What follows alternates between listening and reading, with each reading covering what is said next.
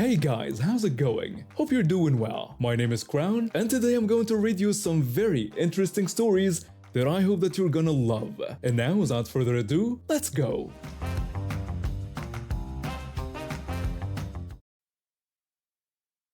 My grandmother's story is one of survival against impossible odds. Born in Poland during one of history's darkest periods, she endured horrors that most people today can't even imagine.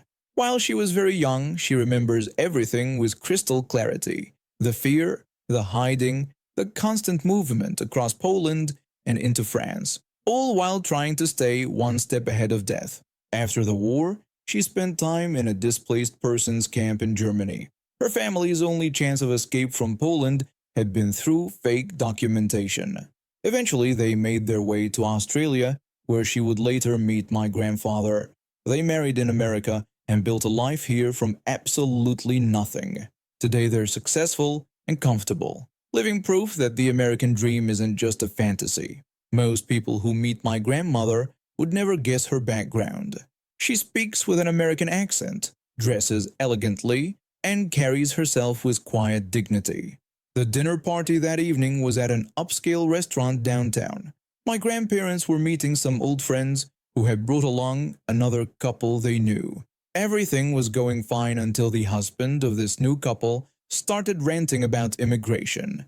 He went on and on about how illegal immigrants were ruining the country, claiming they were stealing jobs, bringing crime into neighborhoods, assaulting women, and destroying democracy.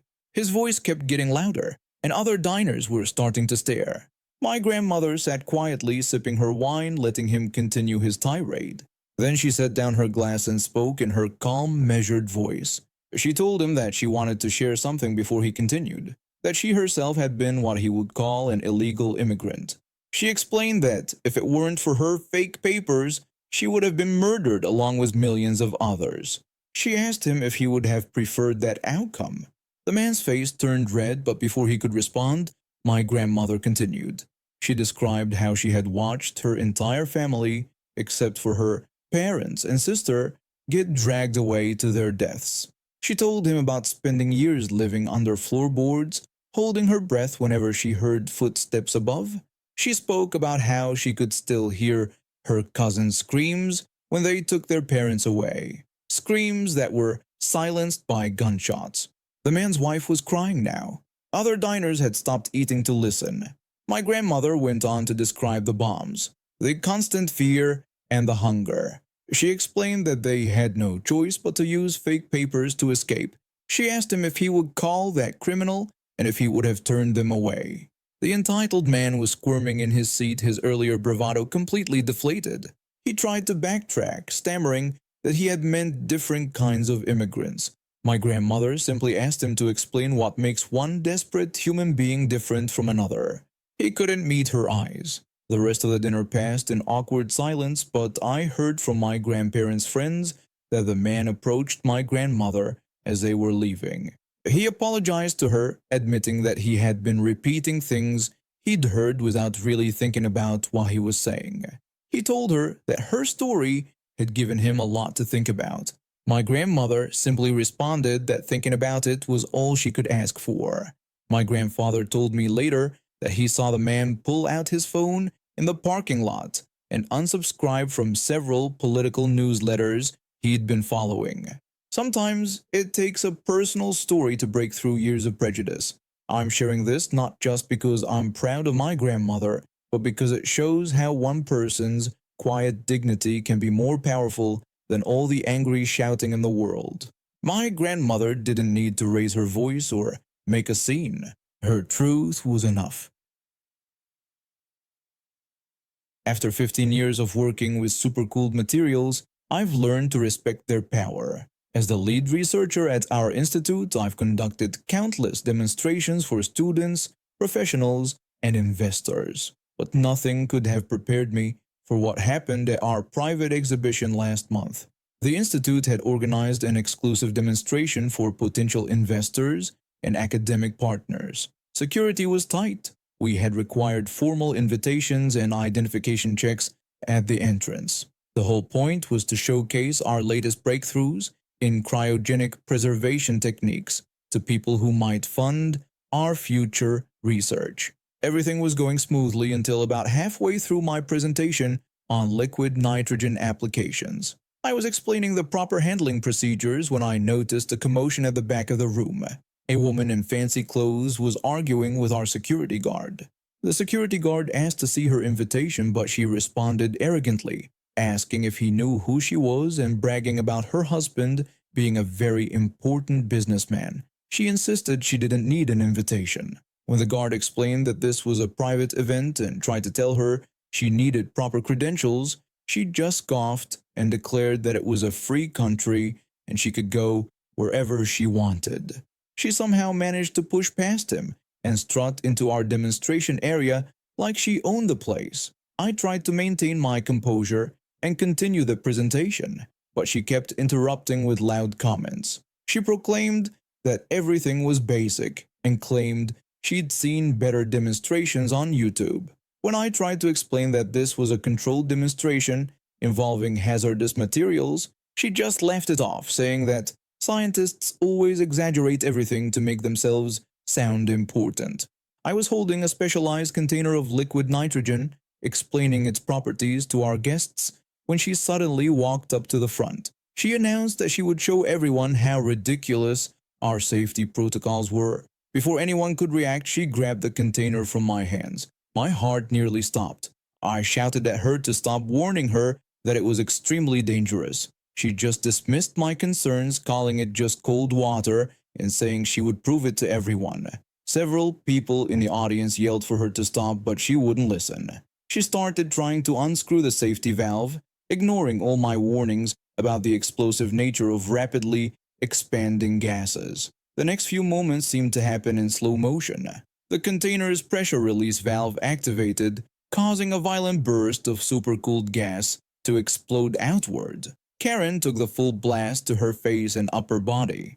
The screaming was immediate. Emergency protocols kicked in and our safety team rushed to contain the situation. While paramedics attended to Karen, who had suffered severe cryogenic burns and tissue damage, I had to deal with the chaos of evacuating the room and securing the area. The aftermath was intense. Karen was hospitalized with third-degree burns and permanent tissue damage to her face and hands. But instead of showing any remorse, she tried to sue our institute, claiming we had improperly secured our dangerous materials. Her lawsuit claimed we were negligent in allowing her to access the container. That's when things got interesting. Our security cameras had captured everything. Her forcing her way in, ignoring multiple warnings, and physically grabbing the container from my hands. When her lawyers saw the footage, they immediately tried to settle out of court. But our board of directors refused. Instead, we countersued for damages, including the cost of the ruined equipment, the lost investment opportunities from the interrupted demonstration, and the emotional distress caused to our staff and guests. The evidence was overwhelming. The judge was unimpressed with Karen's behavior. During the hearing, she still tried to play the victim. She whined that we should have stopped her, arguing that as experts, we should have known better than to let her near dangerous materials. The judge pointed out that the video clearly showed her trespassing, assaulting security personnel, and ignoring multiple warnings, even highlighting how she had literally snatched a clearly marked hazardous material container from a trained professional. When Karen tried to defend herself by saying she didn't know it was really dangerous and thought we were exaggerating, the judge told her that ignorance was not a defense, especially when she deliberately ignored posted warnings and verbal instructions. The verdict was devastating for her. Not only was her lawsuit dismissed, but she was found liable for all damages, ordered to pay a substantial fine, and given community service. The judge also mandated that she attend safety awareness classes. But the real karma came from social media. Someone in the audience had recorded the incident, and the video went viral. Karen became the face of entitled behavior gone wrong. News outlets picked up the story, using it as a cautionary tale about respecting safety protocols and professional boundaries. Last I heard, her husband's business partners distanced themselves after the incident. Her social standing in her Precious Country Club took a massive hit, and she had to undergo extensive reconstructive surgery for her injuries. The scarring would be permanent, a lasting reminder of her arrogance. Our institute actually benefited from the incident in the end. Several investors were impressed by our professional handling of the crisis, and our safety protocols were praised by industry experts. We received increased funding for our research, and I was asked to develop additional safety training programs for other institutions. The video of the incident is now used in our mandatory safety training sessions. Every time I see it, I still can't believe someone would be so arrogant as to think they knew better than decades of scientific research and safety protocols. But I guess that's what happens when entitlement meets reality. Reality wins every time. After 10 years of working as a sous chef at a high-end restaurant, I decided to make a career change. The late nights and weekends were killing me, especially after my divorce. I needed something more stable, so I took an office job in accounting. The pay was decent, and the hours were better. A 9-to-5 schedule that actually let me have a life. The transition wasn't easy. Going from creating masterpieces in the kitchen to crunching numbers was quite the adjustment. But I found joy in making elaborate lunches for myself. It was my way of keeping my culinary skills sharp while saving money. Every Sunday I'd meal prep for the week, carefully crafting dishes that made my co-workers envious. That's when the problem started. The first time it happened, I thought I was losing my mind. I distinctly remembered putting my container of homemade beef bourguignon in the break room fridge. But when lunch came around, the container was empty. Just sitting there, cleaned out like someone had licked it spotless. I asked around if anyone had seen what happened to my lunch, explaining that my container was empty. One co-worker suggested that maybe I'd forgotten to pack it, but I insisted that I definitely remembered putting it in the fridge that morning. Another co-worker mentioned that things had been going missing from the fridge for a while now. I started labeling everything. Not just my name, but big bold letters. Property of accounting department employee. Do not eat. It didn't help. My containers kept ending up empty. I tried hiding them behind other people's lunches, tucking them into the very back of the fridge, even using opaque containers instead of clear ones. Nothing worked. Then I tried making everything super spicy. I'm talking ghost pepper levels of heat. Still, my food disappeared. Whoever this thief was, they had an iron stomach or were really desperate. After 3 months of this, I'd had enough. My chef brain kicked in and I decided to get creative. If someone wanted to steal my food, I'd make sure they'd regret it. Monday, I brought in what looked like a beautiful beef chili. In reality, premium canned dog food, heated up with some extra seasonings to mask the smell. The container was empty by lunch. Tuesday was my specialty pasta. Green dyed mashed cauliflower with bits of rubber bands cut to look like noodles. Container empty again. Wednesday, I went all out. I made what appeared to be a fancy layered dessert. Bottom layer, tuna jello. Middle layer, food coloring tainted salt water set with gelatin. Top layer, a mixture of sardine juice and clear gelatin with bits of dried seaweed. I even topped it with whipped cream to make it look legit. That afternoon I heard retching sounds from the bathroom. A woman's voice was complaining about being sick again. Her friend asked what she'd eaten and the woman admitted between heaves that she'd had that fancy dessert from the fridge. Her friend seemed shocked, asking if she was the one who'd been taking food from the fridge all this time. The woman, Karen, tried to defend herself, saying she wasn't really taking food, just sampling things sometimes. She complained about her boring diet plan and justified her actions by saying everyone brings too much anyway. She specifically mentioned that the accounting person always had the best lunches and probably didn't even notice the missing food. That's when I walked into the bathroom and told her that I did in fact notice. The bathroom went silent, and I could see Karen's shoes in one of the stalls. I detailed every single thing she'd eaten over the last 3 days: the dog food chili, the rubber band pasta, and the tuna sardine jello dessert. Karen burst out of the stall, threatening to sue me for poisoning her. I reminded her that I had 3 months of security camera footage showing her stealing my clearly labeled food, and asked if she'd like to explain that to human resources. She couldn't form a coherent response and ran out of the bathroom looking as green as my fake pasta. The next day, an email went out to the entire office about recent food theft incidents and how they would be treated as grounds for termination.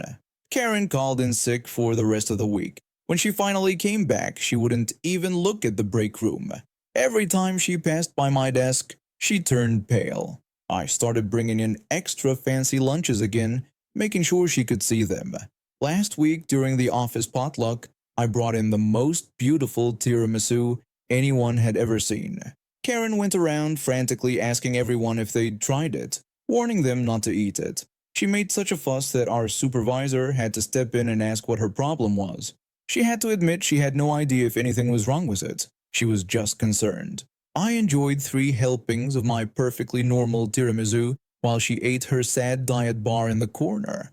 Petty? Maybe. But my lunches have been safe ever since. The house market was crazy when I was trying to buy myself a decent one, but I got lucky and found this beautiful old Victorian that needed some work. The previous owner was desperate to sell, and I managed to get it for an absolute steal, about half its market value. My parents have always been supportive, but they're also very business-minded people. When I told them about the house, they offered to help with the down payment and threw in an extra $15,000 for repairs. The catch? They wanted it all back when I eventually sold the house. I told them I really appreciated their help and assured them I'd pay them back when I sold the place. That's when my dad brought up putting a lien on the house. I had no idea what that meant, so my mom explained it was just a legal document to ensure they get their money back when I sold. I didn't think much of it at the time. The house needed work, new plumbing, updated electrical, fresh paint, and I was just excited to get started. But then my sister got involved. She's always been the perfect child who never needed financial help, and she wasn't happy about our parents helping me. When my sister confronted me, she accused me of being completely irresponsible. She brought up our parents' age and suggested that their money should be part of their estate. I defended myself, explaining that they had offered to help and that I would pay them back. She just wouldn't listen, insisting that I was taking advantage of them and only thinking about myself. The situation got worse when she brought her husband into it. He's a real estate agent and thinks he knows everything about property law. He tried to shame me by pointing out that the lien would be public record, suggesting everyone would know my parents had to bail me out. I corrected him, explaining that this wasn't a bailout, but an investment in my future. My sister just had to add that she'd never needed their help to buy her house. The argument escalated when my sister started telling extended family members about the situation. My aunt called me one evening clearly agitated. She repeated what my sister had told her and accused me of being selfish. When I explained that my parents had offered to help and we had an agreement, she wouldn't hear it. She just kept going on about how they were retired and should be enjoying their money instead of funding my house projects. The situation came to a head during a family dinner. My sister brought over a stack of printouts about property liens and started lecturing everyone at the table. She kept emphasizing how embarrassing it would be for the family when people saw the public records. My dad tried to shut down the conversation, saying it was only between them and me. My sister claimed she was just trying to protect them, but my mom insisted they didn't need protection and had made their own decision. I explained that I'd consulted a lawyer and suggested we could do a simple promissory note instead of a lien, keeping things private while still being legally binding. My sister immediately dismissed the idea, claiming it wasn't secure enough. Her husband tried to flex his real estate expertise again, but my dad cut him off. After exchanging looks with my mom, my dad announced their decision to go with the promissory note, citing their trust in my responsibility. My sister stormed out of the dinner, dragging her husband along. The next day, she bombarded me with texts, accusing me of being their favorite and manipulating them. When I defended myself, saying they made their own decision, she threatened to fight it in court after they passed away. I assured her there would be nothing to fight since everything would be legally documented. The following week, I met with my parents and their lawyer to sign the promissory note. Although my sister wasn't invited, she showed up anyway, claiming she was there to protect her inheritance.